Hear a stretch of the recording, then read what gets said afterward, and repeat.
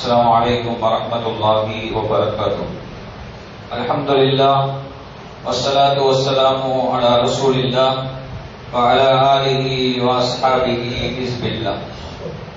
கண்ணியத்திற்குரிய அல்லாஹ் அடியார்களே, தொடர்ந்து இந்த அதிகாலை சிந்தனை வழியாக அண்ணன் நபி ஸல்லல்லாஹு அலைஹி வஸல்லம் அவருடைய அருமை வரலாற்றை அதன் படிப்பினைகளோடு பார்த்து வருகிறோம்.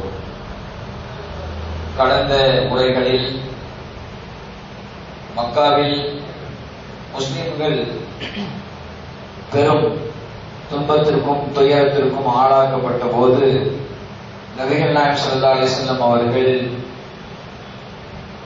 ஒரு சிலர்களை நீங்கள் அபிசீனியாவுக்கு ஹிஜ்ரத் செய்து செல்லுங்கள் என்று சொன்னார்கள். அந்த அடிப்படையில் சிலர்கள் அபிசீனியாவுக்கு ஹிஜ்ரத் செய்து சென்றார்கள். அங்கே அபிசீனியாவிலே இருக்கிற மன்னர் உங்களுக்கு அநியாயம் செய்ய மாட்டார் என்று நபிகள் நாயகம் ஸல்லல்லாஹு அலைஹி வஸல்லம் அவர்கள் சொன்னதால் அங்கே அபிசீனியாவுக்கு மக்கள் சஹாபாக்கள் சென்றார்கள், ஹிஜ்ரத் செய்து சென்றார்கள். இதுதான் முதல் ஹிஜ்ரத் என்று நாம் பார்த்தோம். இப்போது நாம் அந்த அபிசீனிய மன்னர் குறித்து அவருடைய பெயர் என்ன, அவர் எப்படி இஸ்லாத்திற்கு வந்தார், அது சம்பந்தமாக சில விஷயங்களை நாம் பார்க்கிறோம். மரியாதைக்குரிய அபிசீனிய மன்னர் நஜ்ஜாஷி என்றால், நஜ்ஜாஷி என்று சொன்னால் அது ஒரு போஸ்டிங்கான பெயர். யாரெல்லாம் அந்த நாட்டை ஆளுகிறார்களோ, அபிசீனிய நாட்டை ஆளுகிறார்களோ, அந்த போஸ்டிங்க்கு பெயர் நஜ்ஜாஷி. அவருடைய பெயர் நஜ்ஜாஷி அல்ல, அவருடைய பெயர் அஸ்ஹமா இப்னு அபுஜர். அஸ்ஹமா இப்னு அபுஜர் என்பதுதான் அந்த நஜ்ஜாஷி மன்னருடைய பெயராக இருந்து கொண்டிருக்கிறது. அபுஜருடைய மகன் அஸ்ஹமா. இவர் நபிகள் நாயகம் ஸல்லல்லாஹு அலைஹி வஸல்லம் காலத்திலே வாழ்ந்து நபிகள் நாயகம் ஸல்லல்லாஹு அலைஹி வஸல்லம் அவர்களை ஈமான் கொண்டவர். ஆனால் நபிகள் நாயகம் ஸல்லல்லாஹு அலைஹி வஸல்லம் அவர்களை பார்க்கவில்லை. நபிகள் நாயகம் ஸல்லல்லாஹு அலைஹி வஸல்லம் அவர்களை பார்க்கவில்லை. நபிகள் நாயகம் ஸல்லல்லாஹு அலைஹி வஸல்லம் அவர்களை பார்த்து யார் ஈமான் கொண்டார்களோ அவர்களைத்தான் சஹாபி என்று சொல்லப்படும். நபிகள் நாயகம் ஸல்லல்லாஹு அலைஹி வஸல்லம் அவர்களை பார்க்காமல் நபிகள் நாயகம் ஸல்லல்லாஹு அலைஹி வஸல்லம் காலத்திலே வாழ்ந்து இஸ்லாத்தை ஏற்றுக்கொண்டவர்களை முஹ்தரமீன் என்று சொல்வார். முஹ்தரமீன் என்று சொல்வார். அந்த வரிசையிலே இந்த அஸ்ஹமா இப்னு அபுஜர் என்கிற நஜ்ஜாஷி மன்னர் இருக்கிறார். உவைசுல் கர்னி ரஹ்மத்துல்லாஹி அலைஹி அவர்களை பற்றி நாம் வரலாறு கேள்விப்பட்டிருக்கிறோம். தாயின் பணிவிடையில இருந்த காரணத்தினாலே பெருமானார் ஸல்லல்லாஹு அலைஹி வஸல்லம் வந்து நேராக சந்தித்து அவர் இஸ்லாத்தை ஏற்றுக்கொள்ளவில்லை. அதே போல இப்படி சில அஹ்னத் இப்னு கைஸ் என்கிற அவரும் நாயகம் ஸல்லல்லாஹு அலைஹி வஸல்லம் அவருடைய காலத்திலே வாழ்ந்து இஸ்லாத்தை ஏற்றவர் தான். ஆனால் நாயகம் ஸல்லல்லாஹு அலைஹி வஸல்லம் அவர்களை பார்க்கவில்லை. அதனால் இவர்களை சஹாபி என்று சொல்ல முடியாது. அதனால் இவர்களை தாபியீன்களுடைய வரிசையில தான் நாம் பார்க்கணும். யார் சஹாபாக்களை பார்த்தார்களோ அவர்களை தாபியீன்கள் என்று சொல்லப்படும். அப்படிப்பட்ட வரிசையில் தான் அஸ்ஹமா ரலியல்லாஹு அன்ஹு அவர்களையும் நாம் பார்க்கணும். சரி, இந்த இவருடைய ஆட்சி காலத்தில் முஸ்லிம்கள் சுமார் 29 ஆண்டுகள் அவருடைய பூமிக்கு முஸ்லிம்கள் வந்து கொண்டே இருந்தார்கள். 29 ஆண்டுகள் அவருடைய அந்த ஆறுதலும் ஆதரவும் முஸ்லிம்கள் பக்கம் இருந்தது. நிறைய உதவிகள் செய்தார். இஸ்லாத்தை ஏற்றுக்கொள்வதற்கு முன்னாலும் சரி, இஸ்லாத்தை ஏற்றுக்கொண்ட பின்னாலும் சரி. அதனால் இவருடைய அந்த அபிசீனிய ஆட்சி சென்ற அந்த நஜ்ஜாஷி மன்னருடைய பூமிக்கு முஸ்லிம்கள் 29 ஆண்டு காலங்கள் வந்து கொண்டே இருந்தார்கள். நபிகள் நாயகம் ஸல்லல்லாஹு அலைஹி வஸல்லம் அவர்கள் மதீனாவுக்கு வந்த பிறகு நாயகம் ஸல்லல்லாஹு அலைஹி வஸல்லம் அவர்கள் பல நாட்டு மன்னர்களுக்கு கடிதம் எழுதினார்கள். அப்படி இந்த அபிசீனிய மன்னருக்கும் நாயகம் ஸல்லல்லாஹு அலைஹி வஸல்லம் அவர்கள் கடிதத்தை எழுதினார்கள். நாயகம் ஸல்லல்லாஹு அலைஹி வஸல்லம் கடிதத்தை பார்த்து இஸ்லாத்துக்கு வந்தவர் தான் இந்த நஜ்ஜாஷி மன்னர் அஸ்ஹமா. இவருடைய தந்தை அபுஜர். இவருக்கு ஒரே மகன் தான், இந்த அஸ்ஹமா என்கிற ஒரே மகன் தான். இவர் நஜ்ஜாஷ் அந்த அபிசீனிய பூமியை ஆட்சி செய்து கொண்டிருந்தார். அந்த அபுஜர் என்பவர். இவரிடத்தில் இருந்த அமைச்சர்களாக இருந்தவர்கள் எல்லாம் என்ன யோசனை செய்தார்கள் என்றால், இந்த அபுஜருக்கு ஒரே மகன் தான் இருக்கிறார். இல்லை, இந்த அபுஜருக்கு ஒரே மகன் தான் இருக்கிறார். இவர்தான் ஆட்சி பொறுப்புக்கு இவருக்கு பின்னால் வர வேண்டும். இவருடைய ஆட்சிக்கு முன்னால் இவர் தான் பொறுப்பு கொண்டார்னா இவருடைய அந்த அடக்குமுறை வந்து அதிகமாக இருக்கும். அப்பவே நேர்மையானவராக நஜாஷி மன்னர் அந்த அஸ்ஹமா இருந்தார். அதனால இவருடைய தந்தையை நாம் என்ன செய்யலாம், அவர் சின்ன வயசாக இருந்தார். யாரு? அஸ்ஹமா சின்ன வயசாக இருந்தாரு. இவருடைய தந்தையை நாம் கொலை செய்து விட்டு நாம் அவருடைய சகோதரர் ஒருவர் இருந்தார், அவருக்கு ஆட்சி பொறுப்பை கொடுத்து விடலாம். அபுஜரை கொன்றுவிட்டு அவருடைய சகோதரருக்கு ஆட்சி பொறுப்பை கொடுத்து விடலாம். மகன் என்கிற ரீதியில இவர் வாரிசாக அரசாட்சிக்கு வந்துவிடக் கூடாது, இவருடைய சகோதரர் வந்தால் நன்றாக இருக்கும் என்று கருதினார். அவருக்கு 12 ஆண் பிள்ளைகள் இருந்தார். யாருக்கு?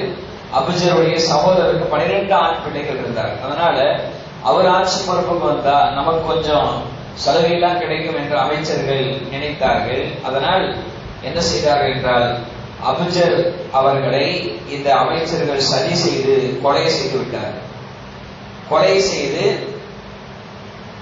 அவருடைய மகன் அஸ்ஹமா ஆட்சி பொறுப்புக்கு வந்துவிடக் கூடாது என்று ஆலோசித்து முடிவெடுத்து இவரை கொலை செய்துவிட்டு சகோதரரிடத்திலே உடன்படிக்கை செய்து அவரை அரசராக்கினார். அபுஜருடைய சகோதரரை நஜாஷியோடைய சின்னத்தா ஆட்சி பொறுப்புக்கு வந்துவிட்டார். ஆனால் அந்த நஜாஷி மன்னராக இருந்த அஸ்ஹமாவுடைய சின்னத்தா இருக்கிறாரே, அவர் இந்த அஸ்ஹமாவை எடுத்து வளர்த்தார். தந்தை இழந்து விட்டதுனால, ஒரே மகன் தான், தந்தை இழந்து விட்ட காரணத்தினால அஸ்ஹமாவை எடுத்து இவர் வளர்த்தார். அபுஜருடைய சகோதரர் ஆட்சி பொறுப்பிலையும் இருந்தார். ஆனால் வளர்க்கிற போது இவர் மீது அதிகமாக பாசம் செலுத்தினார். இவரிடத்துல இருந்த ஒரு புத்தி கூர்மை, தொலைநோக்கு பார்வை, இதெல்லாம் அவருக்கு பிடித்து போயிருந்தது சச்சாவுக்கு. அதனால இவர்கிட்டயே பெரும்பாலான வேலைகளை இவரிடத்திலேயே கொடுத்தார். முக்கியமான பொறுப்புகளை எல்லாம், இவர் வாலிபராக இருக்கிறார், முக்கியமான பொறுப்புகளை எல்லாம் அவரிடத்திலேயே கொடுத்தார். இது அமைச்சர்களுக்கு மேலும் பொறாமை ஏற்படுத்தியது. அவர்களுக்கு மேலும் என்னடா நம்ம நினைச்சது ஒண்ணு, திரும்ப இவரு ஆட்சி பொறுப்பு வந்துருவாரு போல இருக்குது, அஸ்ஹமாவுக்கு ஆட்சி பொறுப்பு கொடுத்துருவாரு போல இருக்குது என்று யோசனை செய்த அமைச்சர்கள் அரசர்கிட்ட வந்து பேசினாங்க. நீங்க இவருக்கு ஆட்சி பொறுப்பு கொடுப்பதை போல உங்களுடைய நடவடிக்கை எல்லாம் தெரியுது. இவர் ஆட்சி பொறுப்புக்கு வந்தால் தந்தையை கொலை செய்தது நாங்கள் தான் என்று தெரியும், எங்களை அவர் நிச்சயமாக பழி வாங்கி விடுவார். அதனால இவரையும் கொலை செய்திடலாம், அல்லது எங்கேயாவது நாடு கடத்தி விடலாம் என்று பேசுகிற போது அரசர் கோபமுற்றார்.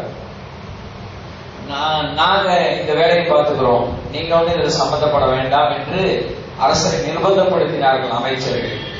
வேறு வழி இல்லாமல் அரசரும் ஒத்துக்கொண்டார். அதனால் அஸ்ஹமாவை இந்த அமைச்சர்கள் எல்லாம் ஒன்று கூடி நாடு கடத்தி விட்டார். அதற்கு பின்னால் அமைச்சர்கள் நாட்டுக்கு திரும்பி வந்துட்டாங்க. அவரை விட்டுட்டு வந்தவோ பிறகு இந்த அபிசீனாவிலே சில மாற்றங்கள்லாம் ஏற்பட்டது, சில அசம்பாவிதங்கள் நடந்தது, நிலநடுக்கம் ஏற்பட்டது. அது போன்ற நல்லோர்கள் பழிவாங்கப்படுகிற போது இது போன்ற செயல்கள் எல்லாம் நடக்கும். அல்லாஹ் தஆலா இவரை தேர்ந்தெடுத்து விட்டான் இஸ்லாத்திற்காக. அங்கே நிலநடுக்கங்கள் ஏற்படுகிறது.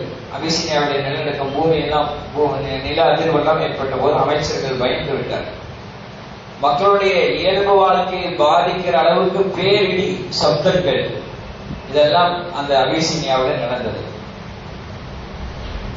ஆரம்பத்திலே அந்த அஸ்ஹமாவை கொலை செய்ய வேண்டும் என்று சொன்னபோது அரசர் மறுத்தாலும் பிறகு அமைதி காத்து இருந்து விட்டார்.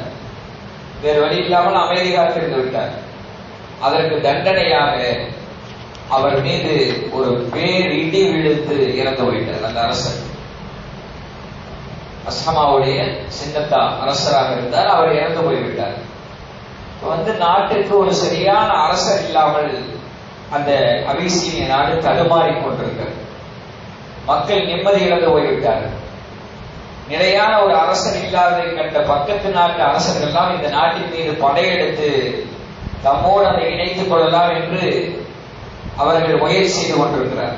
படையெடுத்து இந்த நாட்டை அரசன் இல்லாமல் இருக்கிறாங்க, இந்த நாடு இது எப்படியாவது நம்ம கைக்குள்ள கொண்டு வந்து விடலாம் என்று அவர்கள் படையெடுத்து வந்து விட்டார்கள். அல்லாஹ் தஆலா அந்த அமைச்சர்களுக்கு ஒரு நல்ல புத்தியை கொடுத்தான். எப்படியாவது நாடு கடத்திவிட்ட நம்ம அந்த அஸ்ஹமாவை ரலியல்லாஹு அவர்களை அழைத்து திரும்ப நாம் இந்த அபிசீனிய பகுதிக்கு அழைத்து வந்து அவரை ஆட்சி பொறுப்பிலே அமர வைக்கலாம், அதுதான் நல்ல தீர்வாக இருந்து கொண்டிருக்கிறது என்று அவர்கள் முடிவு செய்தார்கள். உடனே அவர்கள் எல்லாம் ஒன்று கூடி இந்த முடிவை எடுத்து அஸ்ஹமா ரலியல்லாஹு ரஹ்மத்துல்லாஹி அலைஹி அவர்களை தேடி புறப்பட்டார்கள். அவர்கள் அஸ்ஹமா ரஹ்மத்துல்லாஹி அலைஹி அவர்களை மிக சிரமப்பட்டு தேடி கண்டுபிடித்து நாட்டில் நடந்த நிகழ்வுகளை எல்லாம் எடுத்து சொல்லி அவரை நாட்டுக்கு அழைத்து வந்து அவரை அரசனாக்கினார்கள். இவர் அரசராக அந்த அபிசீனிய பகுதிக்கு அரசராக வந்தவர்கள் தான் அந்த நாடு செழித்தோங்க ஆரம்பித்தது. இன்ஷாஅல்லாஹ் தொடர்ந்து நாம் வரலாற்றை பார்ப்போம். அல்லாஹ் தஆலா வரலாறுகளை கேட்பதன் மூலமாக அதிலிருந்து கிடைக்கிற படிப்பினைகளை பெற்று நடக்கக்கூடிய நல்ல தௌஃபீகை அல்லாஹ் தஆலா அனைவருக்கும் நல்குவானாக. ஆமீன். வாஹிர் தஅவானா அல்ஹம்துலில்லாஹி ரப்பில் ஆலமீன். வஸ்ஸலாமு அலைக்கும் வரஹ்மத்துல்லாஹி வபரகாத்துஹு. சுப்ஹானல்லாஹி வ பிஹம்திஹி சுப்ஹானக்கல்லாஹும்ம வ பிஹம்திக நஷ்ஹது அல்லா இலாஹா இல்லா அன்த வ நஸ்தக்ஃபிருக வ நத்தூபு இலைக். ஆமீன். சுப்ஹான ரப்பிக ரப்பில் இஸ்ஸத்தி அம்மா யசிஃபூன் வ ஸலாமுன் அலல் முர்ஸலீன் வல்ஹம்துலில்லாஹி ரப்பில் ஆலமீன். ஸல்லல்லாஹு அலா முஹம்மத் ஸல்லல்லாஹு அலைஹி வஸல்லம். ஸல்லல்லாஹு அலா முஹம்மத் ஸல்லல்லாஹு அலைஹி வஸல்லம். ஸல்லல்லாஹு அலா முஹம்மத் யா ரப்பி ஸல்லி அலைஹி வஸல்லம்.